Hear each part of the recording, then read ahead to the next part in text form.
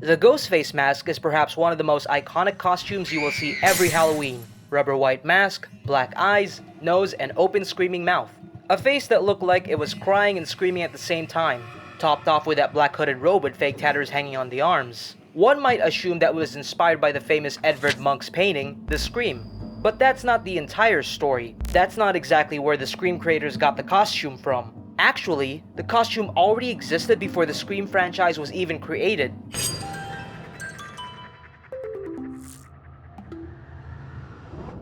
Scream director Wes Craven initially claimed that he discovered the mask, but he later corrected himself, saying that he actually misremembered. It was their producer Marianne Maddalena who discovered the mask. She stumbled upon it from the costume company Funworld. Designed by Bridget Slayerden, the mask was developed for novelty stores during the Halloween season between 1991 and 1992.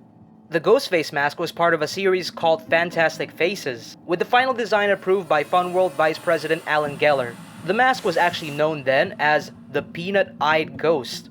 Not really a scary sounding name for a villain to have. Screenwriter Kevin Williamson just wrote down Mask Killer when he first wrote the script.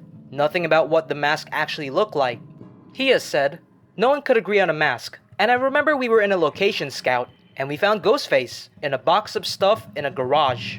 And so we took that to our production and we said, riff on this, make something like this." They must have done 20 different designs. Every one of them was rejected by the studio. And finally, we were like, why don't we just get the rights to this mask? Craven asked for the help of Greg Nicotero and Howard Berger of the design company K&B Effects to make the mask based on the Funworld one, but he didn't like any of their designs. So in the end, Scream's distributing company, Dimension Films, eventually just reached an agreement with Funworld to use their mask instead. But luckily for Nicotero and Berger, their designs still found their way into the film when Casey Becker and Principal Hembry were murdered, since the deal between Funworld and Dimension Films was not done when those scenes were shot. For the film's debut in 1996, Peanut-Eyed Ghost ended up as Ghostface. Funworld licensing director R.J. Turbert thought of the new name, with the approval of the company's owners Stanley and Alan Geller. The mask didn't just bear a resemblance to Munch's painting The Scream, it also referenced one of the characters on the cover of Pink Floyd's The Wall album, and also the many ghostly characters in the Betty Boop cartoons back in the 1930s.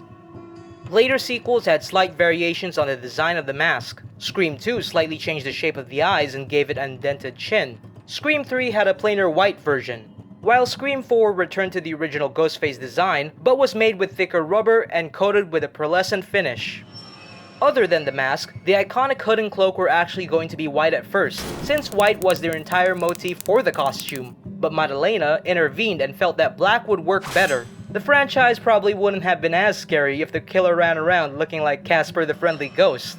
Now that cloak was made specifically for the film, since the Funworld mask did not come with any cloak with it. And good for the killer, they would have been easily caught if they just wore a mask while everyone could still see their body. That kind of disguise only works for someone like Superman. What's your favorite iteration of the Ghostface mask? And also, what's your favorite scary movie? Let us know in the comments below, and if you like this video, make sure to leave a like and subscribe to the Generalist channel so you can be notified whenever a new video comes out.